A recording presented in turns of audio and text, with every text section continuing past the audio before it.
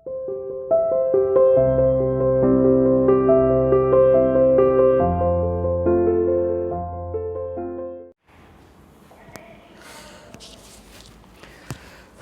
Morning students, how are you? You are welcome to CR international and online classes. आज का 11th arts का history के अंदर जो आपका टॉपिक है वो है वुमेन्स, चिल्ड्रंस और उनके साथ है इंडस्ट्रियलाइजेशन, यानी इसमें स्त्रियां, बच्चे और उनके किस तरह के हालात थे, वो किस तरह का योगदान उस समय पर इंग्लैंड के अंदर कर रहे थे, ग्रेट ब्रिटेन के अंदर महिलाओं की स्थिति कैसी थी, खास तौर पे तब जब औद्योगिकरण अपनी रफ्तार पकड़ रहा था उस समय बच्चों के हालात कैसे थे, जो उस समय औद्योगिकरण के दौरान उनका क्या कंट्रीब्यूशन था और सरकार की नज़र में किस तरीके से उनका किस तरह के रूल्स बनाए गए थे, उन रूल्स को कितना पालन कर रहे थे, उद्योगपति कितना पालन कर रहे थे, यहाँ तक कि जो मैनेजर्स होते थे वो किस नज़रिए से उनको देखते थे। यहाँ महिलाओं और बच्चों के हालात बिल्कुल दयनीय हो चुके थे। उन्हें इतना ज़रूर था कि कुछ महिलाओं को अपने जीवन में कमाने का अवसर मिल गया था, लेकिन उनकी सैलरी पुरुषों के एवज में कम रहती थी। उनसे काम वो लिया जाता था जो पुरुष उस कार्य को नहीं कर सकते थे, वो महिलाओं से काम कराया जाता था। इसमें जैसे घरेलू स्तर की जिम्मेदारियों के साथ साथ उन पर फैक्ट्री या फिर किसी भी कामगार क्षेत्र की जिम्मेदारियां भी उन पर बढ़ गई थी। छोटे छोटे बच्चों को, जो 10 से 11 साल के बच्चे होते थे, उनको भी फैक्ट्रियों के अंदर मशीनों पर काम में लगाया जाता था। ये उनका बचपन छीनने जैसी घटनाएं थी।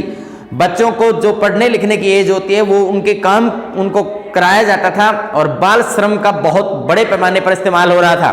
खास तौर पर सूती वस्त्र उद्योग के अंदर, कोयले की खदानों के अंदर, इन दो जगह पर खास तौर पर इन बच्चों का इस्तेमाल किया गया था। इसमें बच्चों को मशीनें इस तरीके से डिजाइन की गई थी। स्पिनिंग जेनी जो मशीन होती थी, जिसको कॉटन टेक्सटाइल इंडस्ट्रीज के अंदर यूज किया गया था, उसके अंदर मशीन के बीच गैप बहुत कम था। उसमें बच्चे आसानी से खड़े हो सकते थे और उनकी पतली पतली उंगलियों से उसको चलाना बहुत आसानी से चला सकते थे।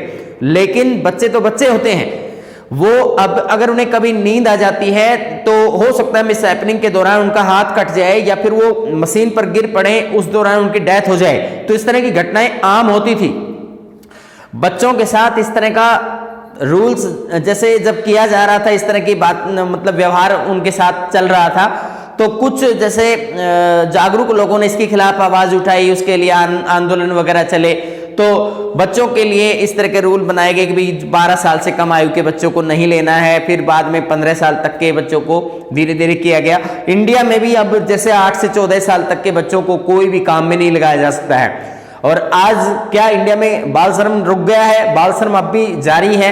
बहुत से होटल्स के अंदर इस तरह का इनका इस्तेमाल होता है, ईंट भट्टों पर, जो कि हमारे आसपास के इस इलाके में हम देख सकते हैं। बच्चों से ईंटें बनवाई जाती हैं, जो उनके पढ़ने की एज है वो उनको काम में लगाया जा रहा है। वो आत्मनिर्भर नहीं हो पाएंगे, वो कभी पढ़ लिख नहीं पाएंगे, वेल एजुकेटेड नहीं हो सकते हैं। तो उनका दायरा सीमित हो गया है। वो अपने पिता की जो व्यवसाय है वो वही उनको करना पड़ेगा और वही उनका गुजारा करने के लिए लायक एक विकल्प बनेगा।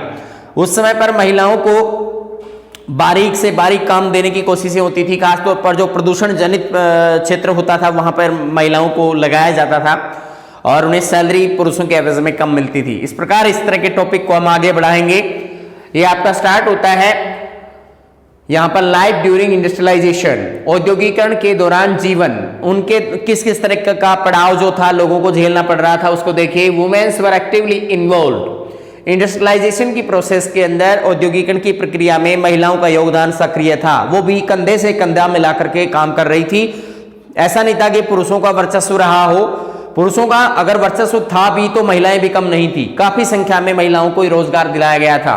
दे रियर्ड लाइव स्टॉक, वे वैसे भी आमतौर पर पशुओं को पालती थी। पशुओं को पालने का काम, घरेलू जिम्मेदारियों को संभालने का काम।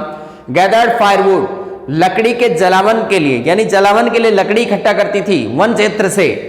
And spun yarn on spinning wheel in their homes, और ये अपने घरों के अंदर स्पिनिंग व्हील पर क्या करते थे?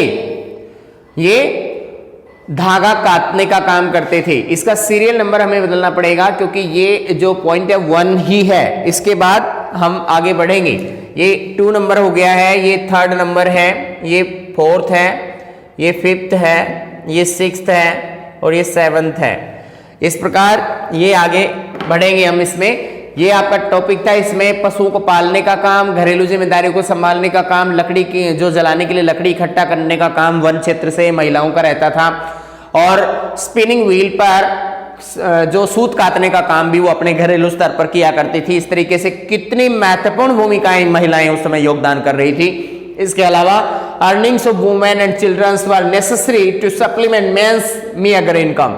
उस समय पर पुरुषों की इनकम भी बहुत ज्यादा नहीं थी, वो परिवार के गुजारे के लिए पूरी तरह से परिपूरित नहीं होती थी। उसकी कम इनकम की वजह से महिलाओं का कमाना भी जरूरी था क्योंकि खर्चा नियंत्रण में नहीं हो रहा था, और बच्चों का कमाना भी जरूरी था। इसलिए स्त्रियां भी कमाती थी, बच्चे भी कमाते थे और पुरुष भी कमाते थे, तब जाकर के परिवार का गुजारा उस समय होता था। Women work for lower wages than man. यहाँ पे ये एक बड़ी समस्या की बात इसमें बताई गई है कि महिलाओं को पुरुषों के सेम वही वर्क दिया जाता था, सेम समान काम का समान वेतन का जो आज हम हक प्राप्त कर चुके हैं, वो उस समय पर नहीं था। इंग्लैंड के अंदर पुरुषों को भी सेम वही काम दिया जाता था, महिलाओं को भी वही काम, लेकिन पुरुषों को सैलरी ज्यादा और महिलाओं को कम सैलरी देते थे। खास तौर पर कठोर और विपरीत परिस्थितियों में भी उनको मैली कुचली हालात में भी काम करना पड़ता था। इसके बाद they were employed in large members in cotton textile industries in cities. बड़े बड़े शहरों में लंकाशायर, बर्मिंघम, नॉटिंघम, लंदन, इस तरह के बड़े बड़े जो शहर होते थे उनके अंदर बड़ी संख्या में महिलाओं को कॉटन फैक्ट्रीज के अंदर, कॉटन टेक्सटाइल फैक्ट्रीज के अंदर, सूती वस्त्र उद्योग में उनको लगाया गया था। Childrens were often employed in textile factories. बच्चों को भी सूती वस्त्र उद्योगों में बड़े पैमाने पर लगाया गया क्योंकि इनको सैलरी नहीं देनी पड़ती थी, बहुत कम सैलरी देनी होती थी। बहुत से बच्चे ऐसे थे जो सिर्फ उनका भोजन प्रोवाइड कराया जाता था, उसी पे काम करते थे। महिलाओं में भी ज्यादा सैलरी की अपेक्षा वो महिलाएं भी नहीं करती थी, फिर उनका डर नहीं रहता था, आंदोलन नहीं करती थी। अपनी सैलरी डिमांड के लिए, सैलरी इंक्रीज के लिए या अपने पद की परमानेंस के लिए भी इस तरह का कोई मतलब आंदोलन में वो हिस्सा नहीं लेती थी, जिसकी वजह से बच्चों को और महिलाओं को मैनेजर्स या फैक्ट्री ओनर्स या जो भी इंडस्ट्रियलिस्ट होते थे वो कोशिश करते थे कि सबसे ज्यादा बच्चों को और महिलाओं को काम दिलाया जाए क्योंकि उन्हें कम सैलरी देनी होती थी। Childrens are often employed in textile factories and coal mines. यहाँ पे कोल माइंस का भी जिक्र किया गया है। कोयले की खदानों में भी बच्चों से काम करवाया जाता था। छोटे छोटे बच्चों के पीठ पर बोरे लाद दिए जाते थे और उनको ऐसी सुरंग के माध्यम से कोयले को निकालने के लिए भेजा जाता था। वहां कोयला कलेक्ट करने के बाद वो आंतरिक क्षेत्र से कोयले को निकालने के बाद वो उसे बेचने के लिए बड़े बड़े ठेकेदारों को दे देते थे।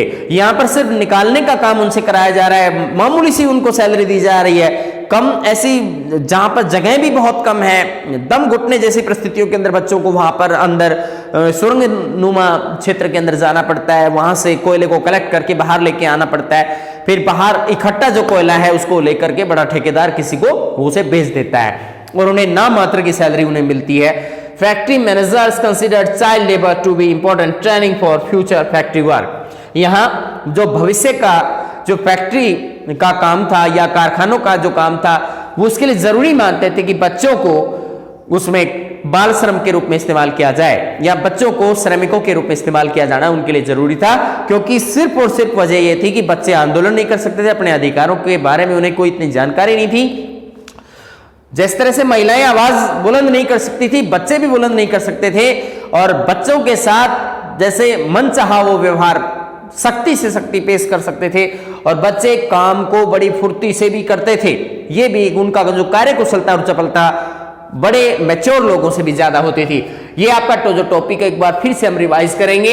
इसके अंदर हम महिलाओं का योगदान सक्रिय था। महिलाएं पशुओं को पालती थी, लकड़ी के जलाने के लिए इकट्ठा करती थी और वो स्पिनिंग यानी जो व्हील है उस पर घरेलू स्तर पर कताई का काम भी करती थी, चरखे पर कताई का काम करती थी। महिलाएं और बच्चे परिवार की आर्थिक जरूरतों को पूरा करने के लिए जो पुरुष की आय कम पड़ जाती थी परिवार के गुजारे के लिए उसको पूरा करते थे। यहां पर महिलाएं पुरुषों की अपेक्षा कम वेतन में काम करती थी। यहां बताया गया है कि बड़े पैमाने पर कॉटन टेक्सटाइल्स के अंदर महिलाओं का इस्तेमाल किया गया था, यूज किया गया था, वहां उन्हें नौकरी मिलती थी। चिल्ड्रंस और खासतौर पे महिलाओं को भी टेक्सटाइल फैक्ट्रीज के अंदर और कोल माइंस के अंदर सिर्फ बच्चों को, और यहाँ पे बताया गया कि टेक्सटाइल फैक्ट्रीज के अंदर बच्चों को और महिलाओं को दोनों को काम मिलता था। सिर्फ वजह क्या, क्योंकि ये दोनों ही जो वर्ग है, जैसे महिला वर्ग है या बच्चों का जो वर्ग है, वो आंदोलन नहीं कर सकते थे, वो उनके अपने अधिकारों के प्रति उनके अंदर इतना ज्यादा अवेयरनेस नहीं थी। फैक्ट्री मैनेजर्स कोशिश करते थे कि बाल श्रमिकों को जरूर से जरूर इस्तेमाल किया जाए, इस तरह की उनकी सोच थी।